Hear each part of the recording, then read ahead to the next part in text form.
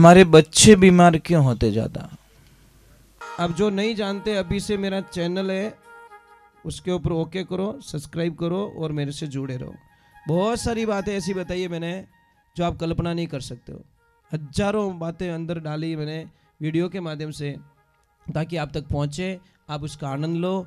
कोई minus point है तो उसको पढ़ाई के लिए, धंधे के लिए, घर की परेशानियों के लिए, मतलब बहुत सारी, जिसकी सगाई नहीं हो रहे, संबंध नहीं हो रहे, क्या कारण है क्या नहीं है, हाइट नहीं बढ़ रही उसके लिए मैंने बताया, पढ़ाई नहीं आ रही उसके लिए बताया, जॉब नहीं लग रहा है उसके लिए मैंने बताया, बहुत सारी चीज़ें बताई है। तो चैनल से जुड़े रहिए। आपको पता है हम लोग बीमार ज़्यादा क्यों होते हैं?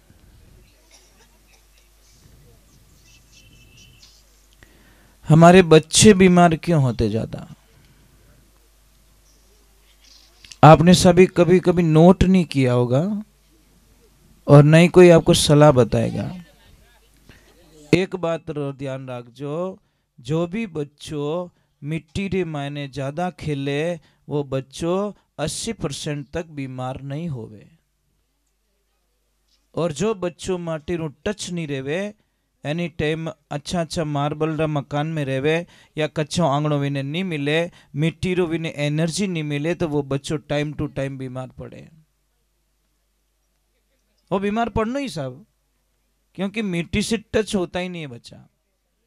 इसलिए आप ध्यान रखो, कई जगह देखना जो ज़्यादा पैसे वाले होते या बंगले में बच्चे रहते ना, वो सब बहुत ज़्यादा पैसों से ठीक होते। और जो गरीब बच्चे हैं, जो खेतों में मिट्टी से जुड़े बच्चे, वो शायद 50, 60, 100 रुपये मायने तैयार हो जावे और वे हजारों में तैयार होवे। फर्क इतो ही है। आप कितो ही बड़ो मकान बनाईजो, पण एक जगह तो कोई जगह ऐसी राखजो जटे आप गाय माता गोबरू लीपणो कर सको, चौको दे सको। है आपरे घर ने माने कटे कच्चो आंगणो, जिन्हें कच्चो है बापड़े तो कच्चो है ही है, पर जिन्हें पक्का वालों ने क्यों। मैं अभी 5-10 दिन पहले शायद उधर गया था। कहाँ गया था? कम से हम सिरोही से आगे गए थे, जब मकान बहुत अच्छे अच्छे, इतने बढ़िया मकान, पर आंगणो सबरो कच्चो। मुझे इतनी खुशी मिली कि सेठ जी ऐसा कि नहीं सर, मारे आंगणो कच्चो होनो। मारे बुजुर्ग लोगों की सीख है। अने लीपणो भी बढ़िया डिजाइन करियोड़ो, यूं नहीं भी घोटाड़ो काढ़ियोड़ो, या डिजाइन बनियोड़ी, गाय रे गोबरू लीपणो करियोड़ो। अने मकान देखो न बारू हवेली लागे महाराज। और मायने गया पूरा आंगणा माते माटी रो लीपणो करियोड़ो। मुझे इतना अच्छा लगा, मैं कि वाह भाई क्या ओरिजिनलिटी है। बोलते नहीं, हम आज भी ओरिजिनलिटी में जीते। हम पैसे चाहे कितने कमा चुके हैं, उससे हमको कोई लेन देना नहीं, पर हम ओरिजिनलिटी से बिछड़ना नहीं चाहते। दूसरे नंबर हम बीमार क्यों पड़ते हैं? एक तो मिट्टी से एनी टाइम टच में रहो आप, और जितने मिट्टी से टच में रहोगे उतनी बीमारियां खत्म हो जाएगी। दूसरे नंबर बीमार क्यों होते पता है? सबसे बड़ी कृपा हो रही है हमारे कुकर देवता की।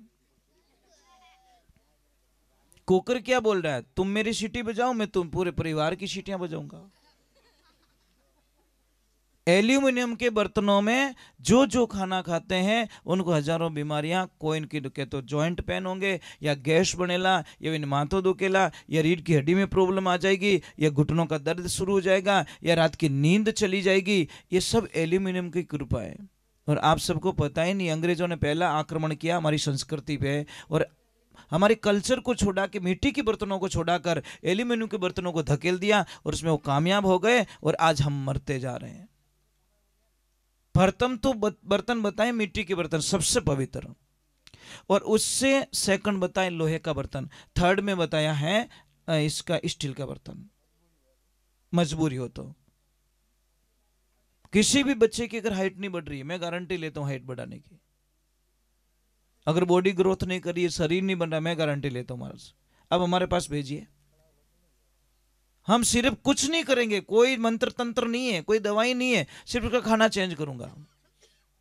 मिट्टी के बर्तन में आज भी कभी आश्रम पे आना, वहां पे सारा प्रसाद जो बनता है मिट्टी के बर्तनों में बनता है। आप जब भी आश्रम पे पधारोगे, सारा प्रसाद सब्जी से लगाकर, खीर से लगाकर, दूध से लगाकर, सारी चीजें मिट्टी के बर्तनों में हम यूज करते हैं। मुझे पसंद भी नहीं है चीज़ें। और एक सबसे बढ़िया, हमारी बेटी की शादी के अंदर हम बढ़िया तोहफा देते हैं। क्या देते हैं? फ्रिज देवता।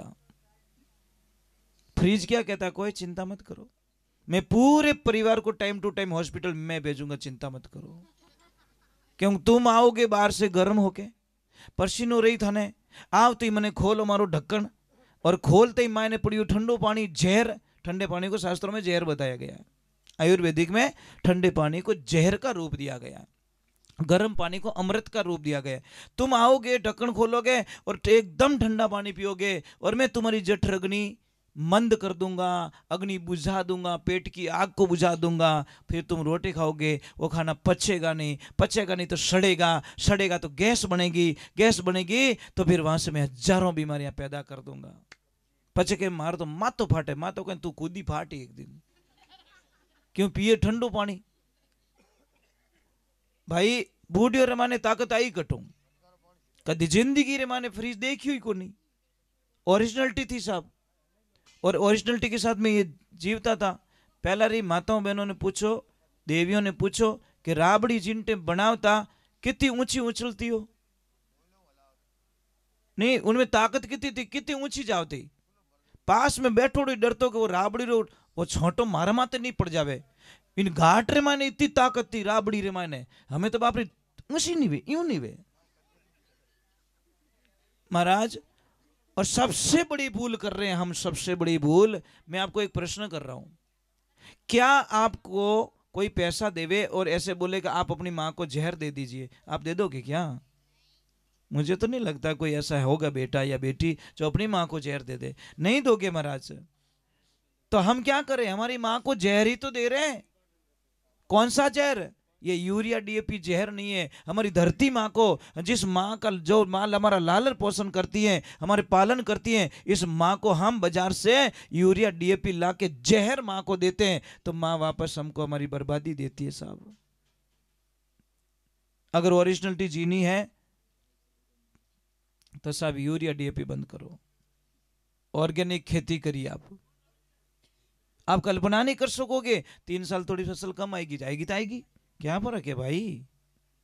चौथे साल देख लेना देसी खाद का कमाल, आपके खेत में इतनी बढ़िया फसल ले आएगी जो आप कभी कल्पना। आपने तो ज्यादा चीजें क्या मारे, तो पीड़ा पड़ गम थू पीड़ू पड़ी जो ठाई को नहीं। अरे गेहूं पीड़ा पड़िया एडजस्ट कर ले, पर तू पीड़ो पड़ जाई भैया। यूरिया दे के तू मैंने कालो करी रियो, ब्लैक करिया। एक ध्यान रखना, मत डालो धरती में आप जहर। अब तो देखो मोदी जी ने बहुत बड़ी मुहिम चला दी है,